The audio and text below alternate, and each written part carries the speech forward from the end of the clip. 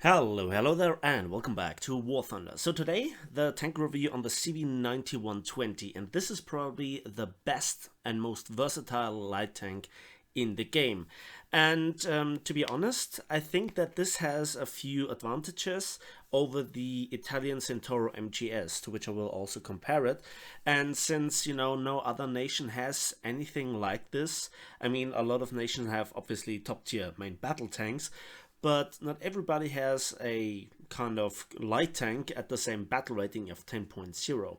So why I think that the tank is so powerful and versatile, well, let's go into the stats. And I think that this is time for some comparisons and some background gameplay.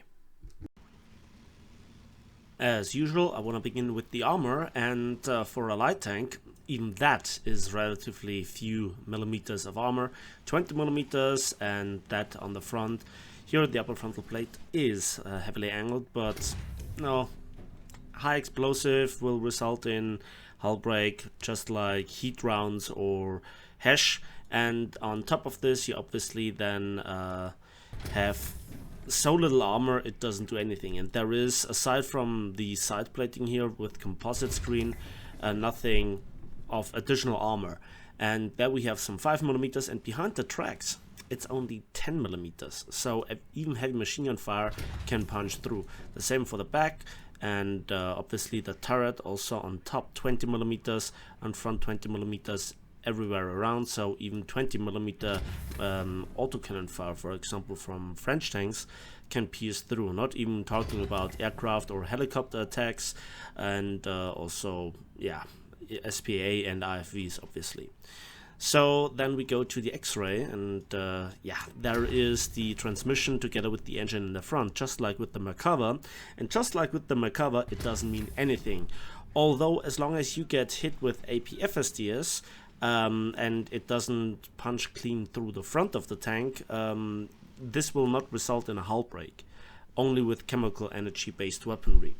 On the other hand, if it comes from the front, the crew is tightly packed, actually, the gunner and the commander on the left hand side, the driver and the loader on the right hand side, and the tank is actually pretty spacious, so the majority of the ammunition, just like with the Centauro MGS, is in the back of the tank, in the turret and in the hull, obviously, so it doesn't really matter how much ammunition you take out of the tank.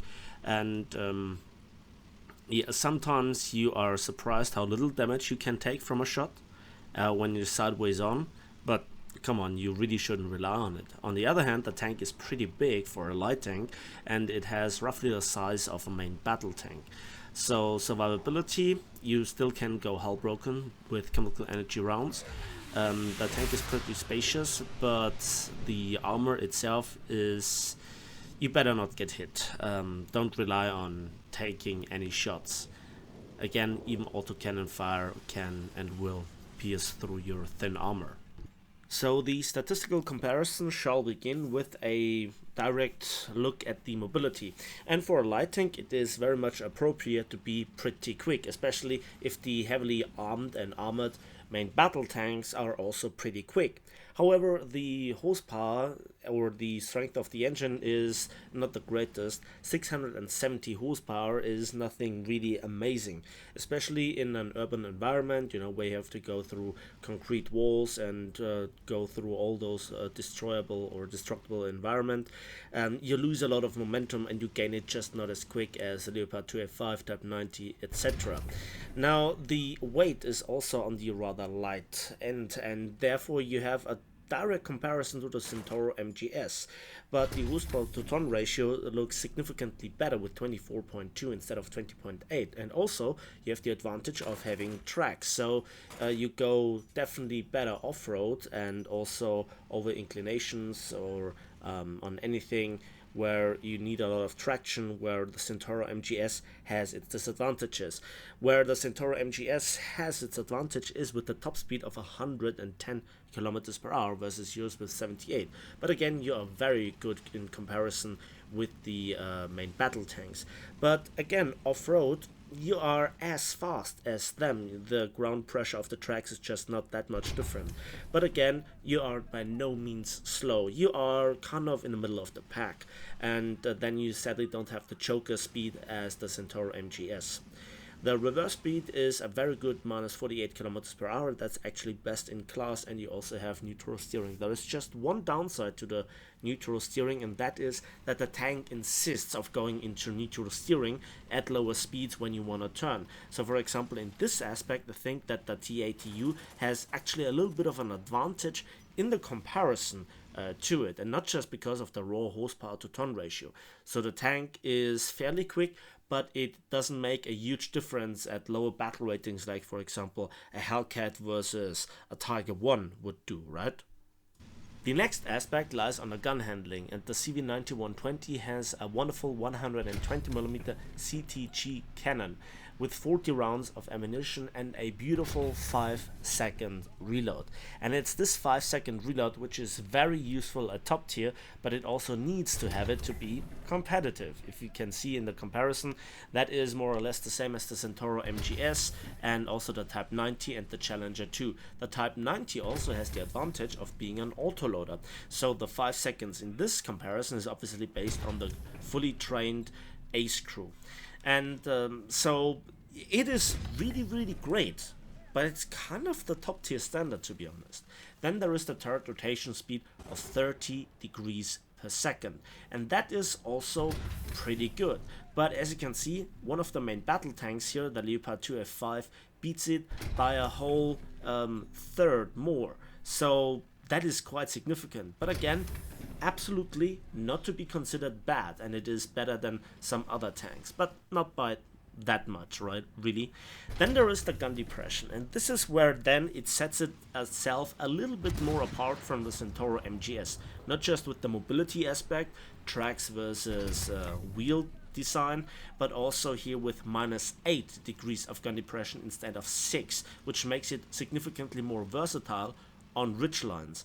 So I think that is surprising despite the rear mounted turret. And then there is also the best in class 22 degrees of gun elevation. However, this is countered a little bit by the elevation speed of 8 degrees per second. Yes, that beats the lower part here of the spreadsheet in comparison, Type 90, TATU and Challenger 2, but it is far off from the performance of the Centaur MGS and Leopard 2 F5. So you struggle a little bit trying to follow here the helicopters and to quickly then go back to fighting tanks. Now, it is not a neck-breaking thing, but it sets itself a bit more up as a long-range sniper. It is fragile, and it is, not really having a decisive mobility advantage over its competitors. But then there is one thing that definitely makes it really outstanding, and that is the thermal imaging. Just like with the Centaur MGS, it also has a thermal imaging for the commander, which is very nice. Combine this with the now implemented ability to range find with the commander's binoculars, gives this tank just the perfect opportunity to prepare for a perfect ambush. And also, this is crystal clear thermal imaging, so no really pixely first generation. No, this is the creme de la creme, the best that you can get. Let's now talk about the ammunition that the tank fires, and let's begin with the stock APFSDS, the DM23 APFSDS. Mass velocity 1640 meters per second and 410 millimeters of penetration and 237 millimeters at 60 degrees angles of attack. Now, this is the stock APFSDS, and again, a difference to the Centaur MGS that has the DM33 as stock APFSDS. But again, you have the massive advantage of having stock APFSDS in the first place, and you don't have to suffer your way through the modules to get to the tier 4 upgraded APFSDS like some other main battle tanks, which is a huge advantage, especially if you consider the repair costs of this tank, which is a whopping 16,000 silver lines, and this shell might be partially responsible for that, because you have from the get-go better performance and more of the shells are deadly, and you also have quite decent penetration. Now this won't go through any composite armor in the game, or it will go through some, but definitely not like the Centaur MGS's stock shell, but you still can go for gun breaches easily, turret rings and driver hatches, and as well shots through the engine, and side shots will do on any main battle tank and actually any vehicle in War Thunder. The second shell type is a tier 1 upgrade modification, and it is the DM12A1 Heat FS, your fairly reliable Western MBT Heat FS round. 1140 meters per second and 480 millimeters of penetration. However, the usual thing applies. The fuse gets triggered on literally everything, fences, concrete walls, buildings, bushes, trees, wooden obstacles, you name it. And also it does very poorly versus era protection, and a lot of the composite armor has better statistics versus chemical energy rounds than they have versus kinetic energy.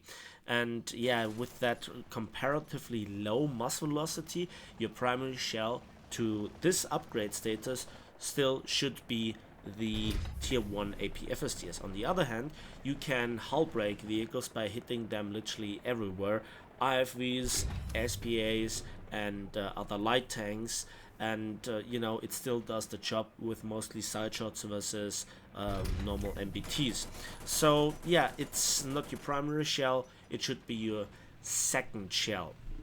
The third shell type is the tier 2 modification, the SLS-GR M95HE round. 736 meters per second are really poor at this battle rating and also the worst in class, and it also has the least penetration, only 36 millimeters of penetration.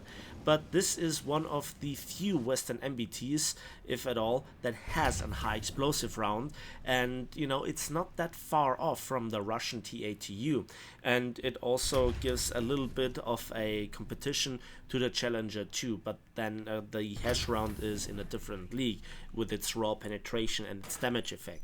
On the other hand, in a lot of cases, you cannot just simply use the shell as your primary shell and then just YOLO pen any other Western MBT or MBTs in general.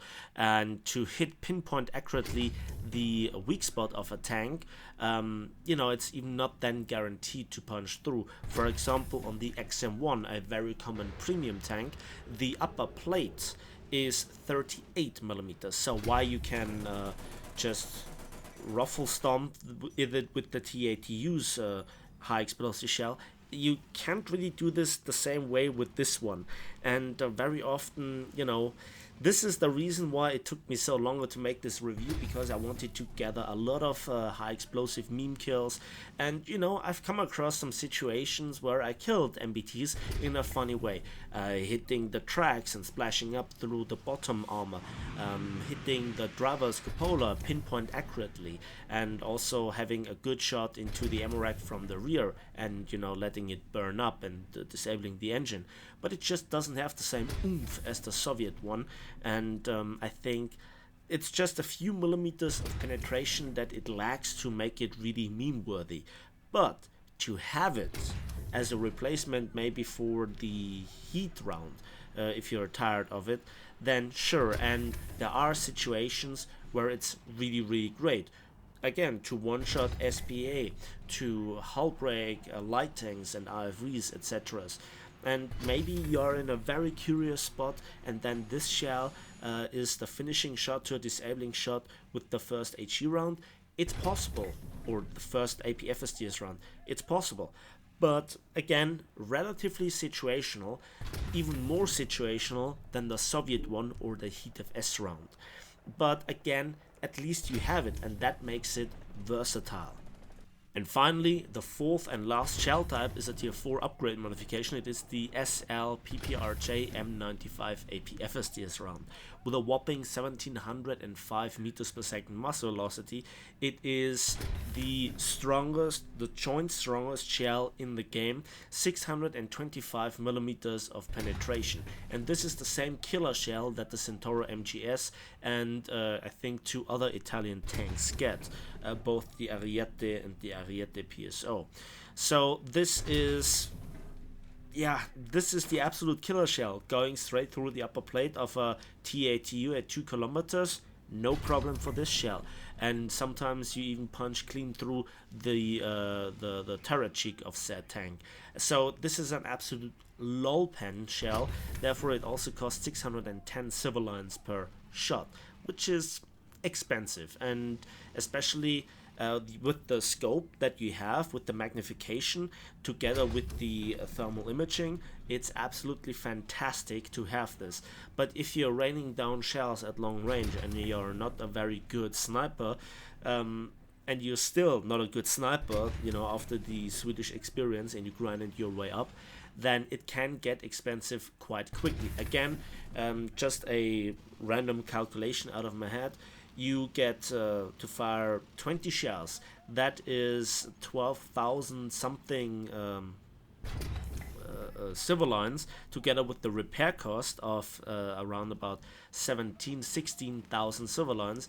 You're just short of 30,000 civil lines of ammunition and repair cost if you don't get anything for it. So the Swedish experience, very high performance, but also quite expensive. You might even argue that this is pay to win to a certain degree. The two remaining things are how to play this tank and also what is the verdict on it. So there are two ways that you can play it. Fully upgraded, you go straight to the front line with the main battle tanks and you lol pen everything that you can come across, and you always try to stay in a situation where you have full control over your gun handling, so no big inclination changes or so, because you're rather slow gun elevation speed. Then you have the joint best reload at this battle rating, and you have also fully upgraded an absolute lol pen shell.